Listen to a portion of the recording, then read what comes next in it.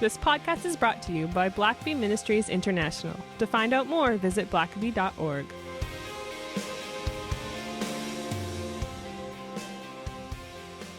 Well, welcome back to the Richard Blackaby Leadership Podcast. My name is Sam, and I'm your host.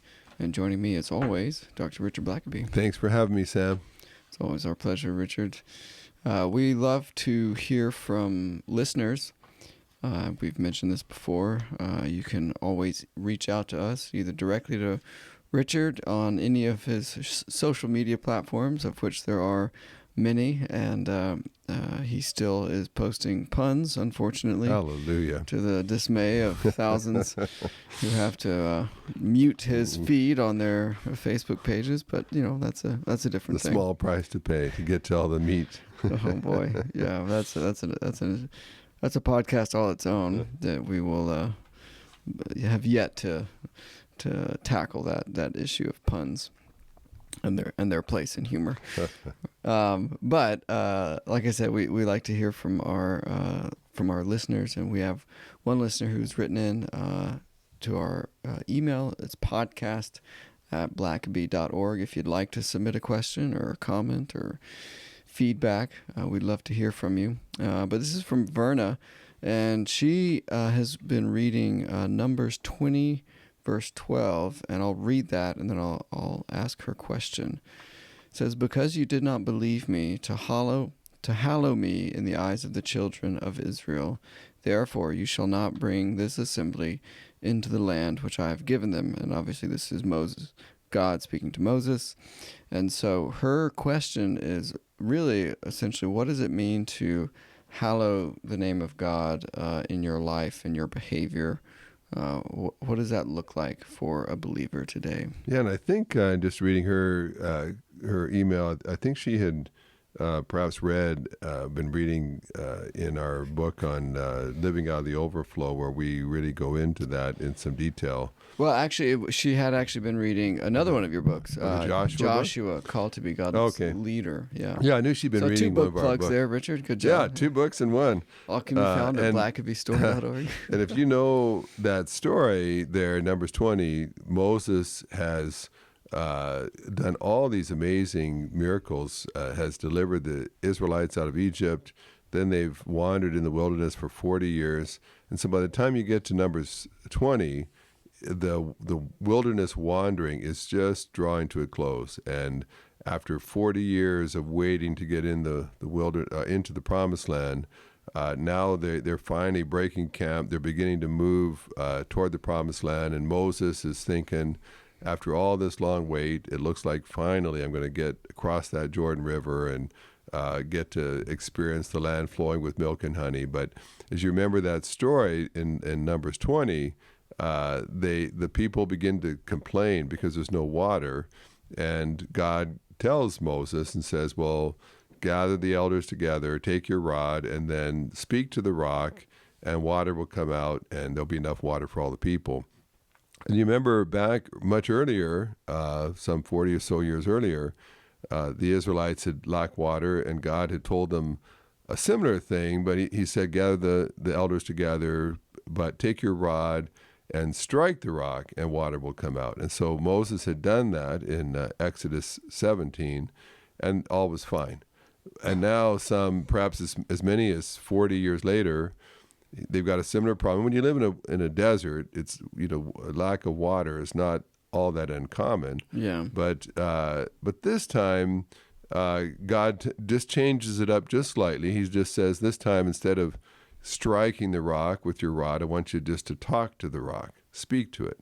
But when the time comes, Moses, in a fit of anger, looks at those elders that have been frustrating him for 40 years, and he says, "Hear now, you rebels, must we bring water for you out of this rock?" And that word "we" is troublesome, because he is taking credit for what only God can do. Moses never brought water out of anything, but he assumes that he and God are kind of doing this together.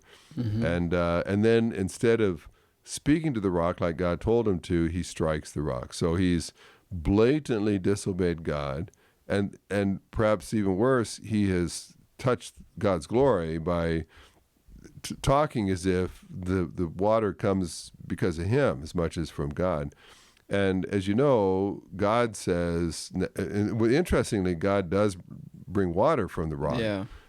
Which is a whole story about the grace of God. But when it's all said and done, God says to Moses, you're not coming in now because you did not hallow me before the people. You did not treat me as holy. And that's a very powerful word for leaders, because you remember Moses, if you read the end of the very last couple of verses in the book of Deuteronomy, I mean, it is pretty awesome describing Moses and the miracles he did and the fact that he spoke to God face to face and so on. And just no one had ever walked with God that way. And yet, when he does not treat God as holy, he ends up being told, okay, I know you've dreamed your whole life of going into the promised land, taking God's people there, but you're not going now because you did not treat me as holy. And so I think if you're a leader especially, I think it behooves all of us to understand what it means to treat God as holy, because God doesn't change. And if God is concerned back in Moses' day about how his people treat him, he's just as concerned today. And so, of course, to be holy means you're different. You don't treat God like you treat any other person. You don't treat him like he's your friend, like a colleague, like some person at work you're frustrated with.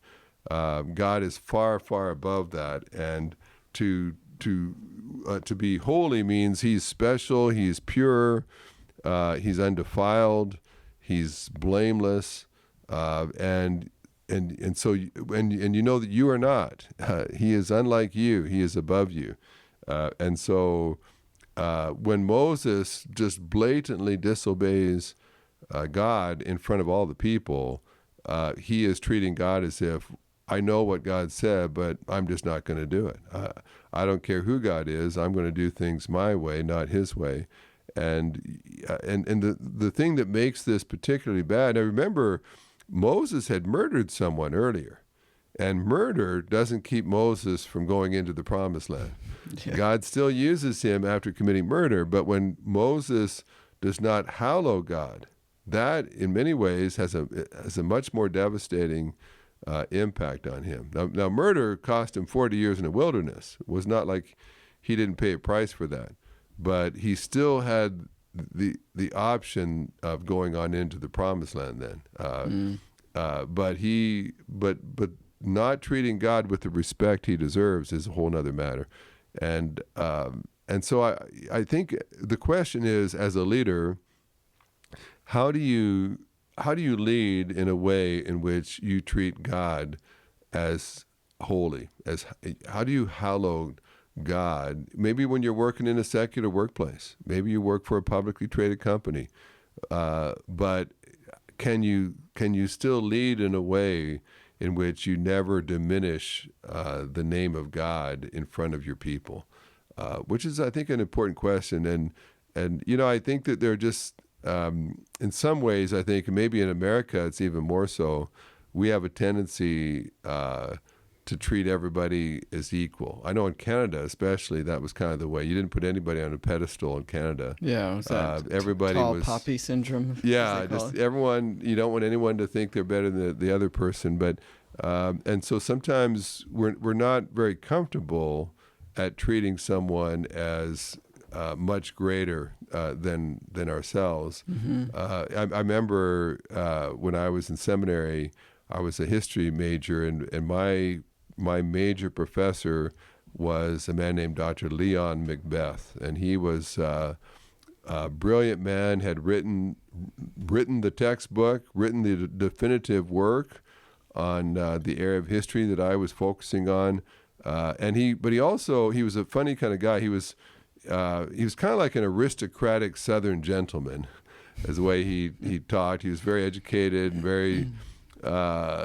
sort of aristocratic in his demeanor, in a sense, but he did not tolerate disrespect in his class. Boy, I tell you what, if you if you started talking to someone next to you when he was lecturing, he would call you out.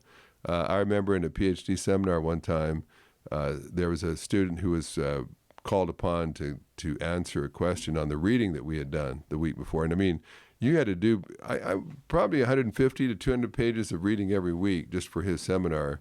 And then out of those 200 pages, in front of the whole class, he could just call on you and say, well, what did the author mean by this on page 175? And you just had to start answering it. And there was a guy in the class, I remember he got called on and he just got put on the spot and he panicked and everybody's looking at him and he's having trouble recalling it. And he starts stuttering and muttering and is embarrassed. And finally the professor, Dr. Macbeth, just basically stopped him and said, let's just put an end to this misery right now. And then he gave us a whole speech on how coming to class unprepared was grounds to be thrown out of the entire program. And that was no easy program to get into, I'll tell you. It was, to get in that program, you had to pass a 17-hour written test.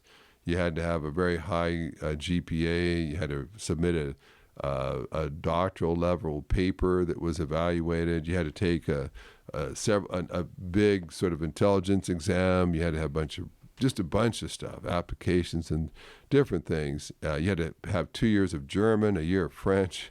So to do all of that to get in the program, and then one day to kind of muff your question and then get thrown out was you just felt like you were on pins and needles all the time. So the professor that day gave us a speech about how any one of us could be thrown out of the entire program just for being unprepared one day. And he got up and just walked out. And it's a 3-hour seminar, and we've only been going about 15, 20 minutes. And the professor never came back. And this guy was just humiliated in front of the whole room. And I think the professor ultimately felt bad about it because that student didn't come back for 2 weeks. And I think he finally met with the professor, and I think the professor realized that the guy had done his reading, that wasn't his field, and he just felt intimidated in that setting and so on. And he was eventually admitted back, although he was half the man I think he was before that. So all that to say, a very intimidating guy, if you got in his bad books. And so years later, I did pass. I had to take a 3-hour oral exam with that man in the room, along with some others, to get my PhD. But so years later, I'm a seminary president, and I invite that professor to come and teach at our seminary for I think it was maybe a month-long class.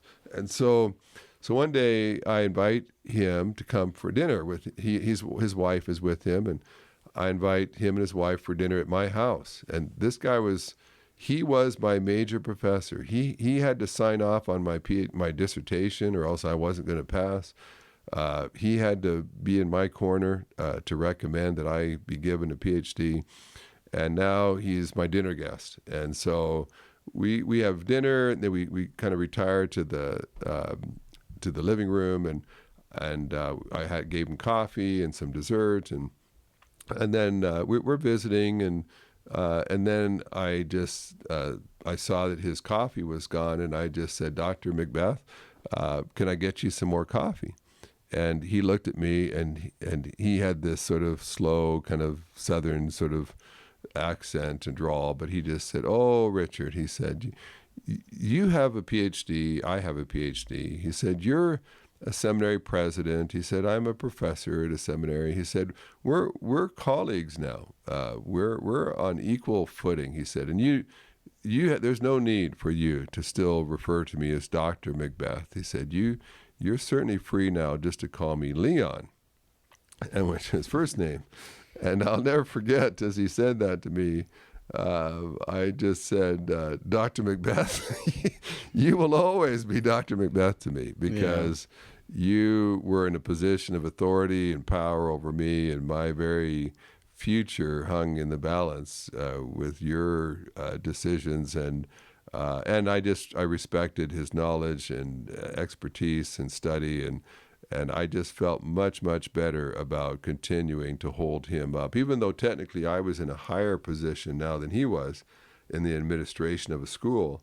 And I mean, he was just a human being, and he was very fallible and frail, and he did not need to be treated holy the way God is treated as holy. But just to say, even with a person, I found it difficult to try to treat them like I was an equal with them, and because I had such respect for him. And yet, if that's the case with a teacher that I had in school, how much more should it be when I'm dealing with God? Mm-hmm. And so to talk about God, to pray to God, to the way you obey God, when people say, I know what God wants me to do, but I'm just wrestling with him about that, or I'm just not sure I really want to do that, or I just don't believe God would really want me to not be happy. Yeah. And sometimes, I don't want to get too far into this, but I think sometimes as ministers, the way we dress and represent God, the way we conduct ourselves, the way we talk about God, there's a lot of ways, I think, where we can disrespect God.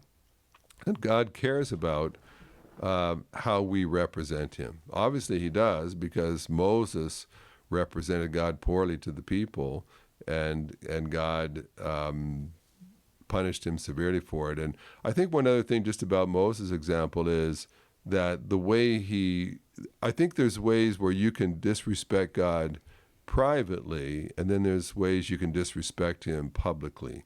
And I think that's really, why Moses was punished so severely. Because if it had just been him and God, maybe in a prayer time, and Moses just got really frustrated and poured his heart out to God about what he was frustrated about, I think God would have probably dealt with that privately with him.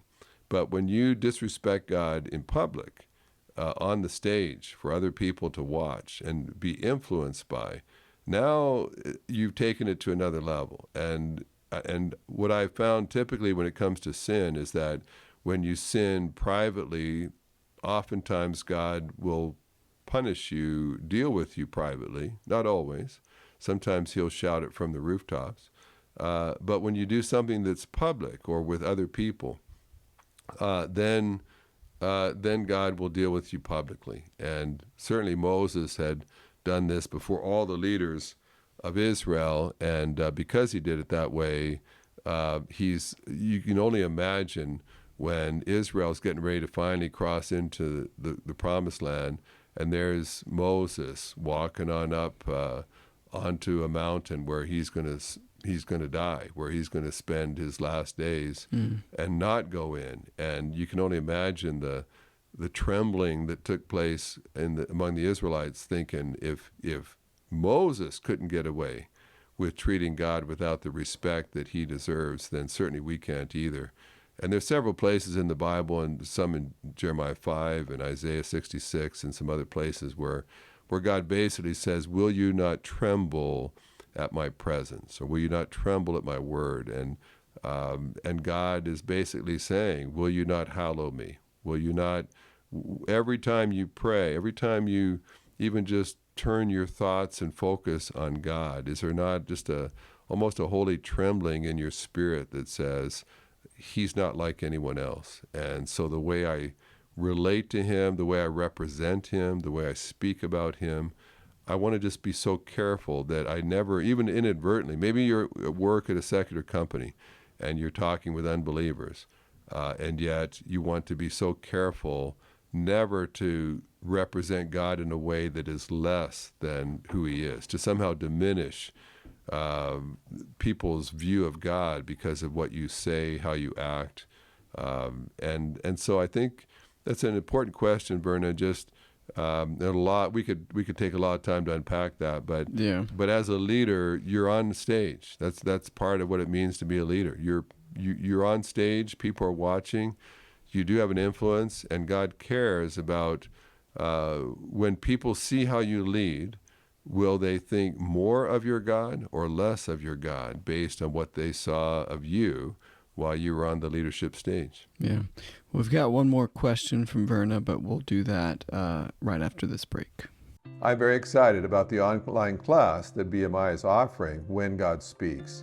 This is the first book I ever wrote with my father, and perhaps one of the most important issues you'll ever address. How do you know when God is speaking to you? God speaks in many different ways, and God always has something life-changing, something crucial that He wants to communicate with you. You can't afford to miss what God has to say to you. Sometimes He may speak out loud, but often He speaks in numerous other ways as well. And you need to be alert to the numerous ways God may be wanting to communicate His will with you. This is a 6-week course in which we'll look at all the major issues related to God speaking to His people. It's full of videos and studies that you can do, and I know it will bless your life as you look very carefully at the various ways God may be wanting to communicate with you in these very important days in which we live today. Well, I'm certain that we could spend a number of episodes on unpacking all that went into that episode with Moses there at the very end of their exile in the wilderness. And you've written whole books on it, in fact, as we mentioned at the beginning. Yeah, and I think certainly Joshua book touches on that. But a lot of people don't know about that Joshua book, but it's a great book on leadership. I really enjoyed writing with my dad, but also I really get in very specifically a very focused study on that in the book, Living Out of the Overflow. Yeah. And if you're really interested in just looking at those issues, we get into them in a lot of detail there. Yeah, well, there's a lot there. And this is certainly more of an overview than really digging into it. But a follow-up question to that would be that Verna has was the differences between times of testing and building or shaping our character. She references a study of Abraham, and they had a lot of great discussions about that. But when God tests us as leaders, what are the times of testing for, and how to know the difference between that and shaping or developing our character? Yeah, I think that she may be referring to a book that Dad wrote on the life of Abraham, Called to be God's Friend. It's a great book that Dad wrote a number of years ago. But again, interesting question. Sometimes God is working on our character, and so that can oftentimes involve hardship, crises, challenges. It's typically, God doesn't teach us to be more humble by just blessing us, by just letting everything we do be successful. Mm-hmm. Typically, if He's going to humble us, if He's going to make us more dependent on Him, if He's going to make us more sensitive to people, then He may have to get our attention in some painful ways. And then there's other times where it seems as if God is testing us. And so Verna's asking, are those different, and how can you tell if what you're going through right now is a test or if it's just some more character building? Kind of an interesting question. And again, a lot of things I could say about that. But one way I would see it is God's always building our character. And I think that's a lifelong process. Mm-hmm. And so that's why in various ways, I mean, you may have life in a pretty good place right now, and yet oftentimes there'll be at least one area of tension in your life, one area of stress. Life may overall be great right now, but there's usually something that's pushing you a little bit, stretching you. And I think that's going to be common throughout your life. And every solitary time you face one of those stretching kind of moments in your life, you have to realize, and certainly you want to be processing those with God. So whatever it is that's kind of a stressor in your life right now, you need to be putting that down in your journal. And as you're reading Scripture, just see what God says about that. Maybe you sense God's really trying to build integrity in your life. And so you're under a lot of pressure right now, but you're going to stick with what you know is right. Or maybe it's God's building the fruit of the spirit of self-control in your life right now. And a couple times you're in danger of just losing it. And yet God's saying, no, I want you, even in the difficult times, to hold it together and to do the right thing. And so I think the key way whether you're being tested or just refined and character built is go to God and ask Him.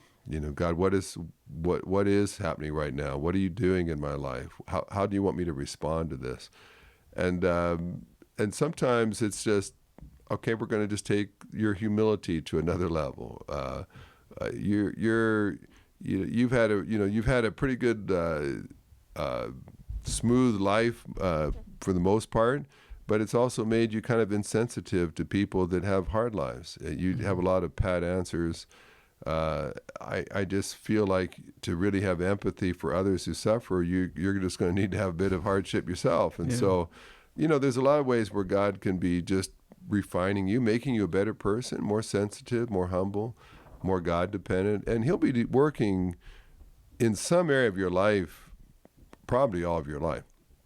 But then there are also testings. And of course, testings, it's not as if God needs to test you so He learns anything about you. He's not going to learn anything from the test. But you can learn a lot from the test. Yeah. And it seems as if sometimes God tests us, and how we respond to the test determines what we do next. And that's one of the ways I know if it's a test or not is there an opportunity on the other side?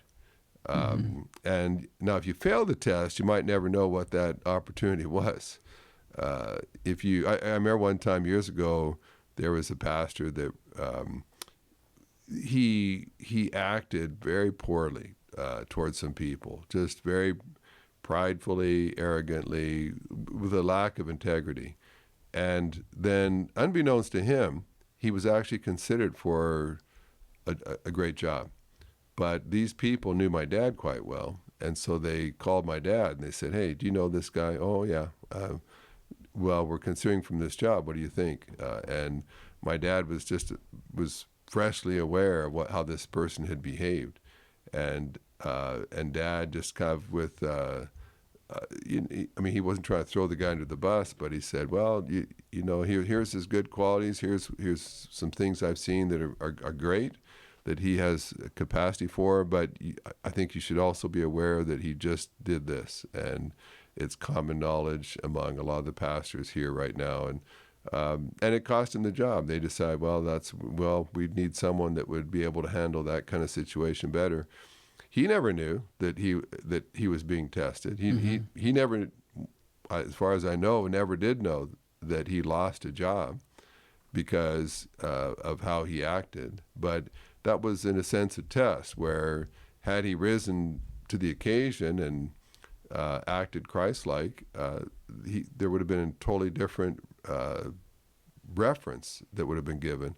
I remember with my dad years ago, he went for about 17 years. He moved to Canada, and for 17, 18 years, there was a lot of character building, a lot of faith building. He had no money. Things were small. He had to depend upon God for His provision for all kinds of things. And just over the years, I don't know how many of those were tests and how many of those God was just trying to help my dad to grow and to trust Him and to not quit and to persevere. And for 17 years or so, a lot of difficult, challenging times took place, and my parents were faithful. They remained joyful, but my dad grew through all that. And I think again, maybe that's one of the differences between a test and a character build is what's the result. If your faith is growing, your character is growing, then you're probably in a character building moment. But then I remember after about 17 years or so of that, my dad faced two kind of tests quite close together. One was that someone just went around and began lying about my dad, someone that was kind of jealous of my dad and told some lies about him and wrote letters to people just filled with untruths about my dad. And ultimately, someone got one of those letters and mailed it to my dad and said, "Hey, are you aware that this guy's saying all this about you?" And I learned about that and so I asked my dad, what are you going to do about that? Are you going to expose this guy? Are you going to call him out? Are you going to tell the truth about him? And I'll never forget, Dad just said, well, when I became a follower of Jesus, I gave him my reputation, and now I'm going to leave my reputation in his hands. God can do with it whatever he wants. And at the time I thought, well, just my flesh would really want this guy to pay for these lies. And this guy smiles to my face and calls me his friend, and then he's writing these letters behind my back. He needs to be called out. Dad never did that. Dad just left it in God's hands and moved on. He said, I'm not going to get all bitter and bent out of shape about what other people are doing. That would just cause my heart to not be right. And then as our denomination was beginning to grow, several jobs came up that my dad, hands down, was the most qualified person to get the job. And each job, they kept. Dad was recommended for all of them because he was the obvious person. He was the most experienced, had the most success in those fields, and yet, for various reasons, he was bypassed on everyone. And I remember at a certain point, my dad was even just wondering, like, have I sinned? Is God not pleased with me? Why is it that all these jobs are going to people that have much less experience, much less success than I do, but they're getting the jobs and not me? And so he actually went to God and prayed and spent a couple of days before God to say, I just want to make sure everything's good. Am I good with you, God? Is my heart right? Is there something I need to confess? And after several days, he just felt as if God said, no, things are good. Just everything's great. And so my dad just said, well, okay, good. God, if you just want to leave me where I am, that's fine too. I don't need to have any other job. What I'm doing is wonderful, and that's fine. And then just shortly after that, he is approached about writing Experiencing God. And I've always felt like that was a test. Those two incidents where he's being attacked and criticized, he's being passed over for jobs that he's more than qualified to do, could easily have just made him feel entitled and like, I put my time in, I deserve this, I'm going to complain and shout and denounce people that didn't hire me when I was, and he just refused to do that. He just said, look, God, my life's in your hands. I fully believe if you wanted me to have any of those jobs, no person could keep me from having that job. And so I'm not going to get upset. I'm not going to second guess. I'm not going to become bitter at others. I'm just, Lord, as long as you're happy with me, then it doesn't matter what job I have. Yeah. And I really, truly feel like when God, I think my dad passed both those tests, and then all of a sudden the biggest invitation that swept him up into a stratosphere, traveling the world, meeting with world leaders, discipling CEOs of Fortune 500 companies. If he'd gotten any of those jobs in Canada, he would have never had the time to do all that he did, travel the world. And looking back, you realized, that God didn't want him to have any of those jobs. If he did, he would have worked it out. But he wanted to see how my dad could handle not having those smaller jobs. And when he demonstrated, God, it doesn't matter to me, then God gave him a much bigger job than he would have ever had otherwise. And so to me, I've always felt like those were some tests. And they were tests because immediately after he handled them well, suddenly it's like, okay, then I think you're ready to go to the next level. Yeah. And I think sometimes we sort of know, well, maybe I didn't pass the test, but we don't always know what was missed because the opportunity just never comes. We never get that job offer. God doesn't take our ministry to another level. And we can only wonder, what might God have done had I done a better job on that test that came my way? And so I think whether God's building your character, whether he's testing you, clearly you want to do the right thing. You want to lean into him. You want to rise above maybe your natural inclination to be upset or petty or angry, and just say, God, what's the godly, Holy Spirit directed response that I need to take right now? And if you keep doing that, not only are you going to grow and your character is going to become more like Christ. But along the way, I think some doors are going to open to you because you passed the test along the way as well. Yeah. Well, thanks, Verna, for writing in those questions. Thank you, Richard, for answering them. Open with more questions, too. It's great. Sometimes we're trying to think, well, what should we talk about this week? But then people send some great questions, and we're happy to tackle it certainly makes our job easier when we have questions before us that we can answer. And so we always welcome those. You can reach out, podcast@blackbee.org, to send us those questions. And we'll see you guys next time. Thanks for listening to the podcast. If this is something you enjoyed, it really makes a difference if you leave a review and a 5-star rating on Apple Podcasts or wherever you listen. Don't forget to subscribe and share with your friends. We always love hearing from our listeners, so email us at podcast@blackbee.org.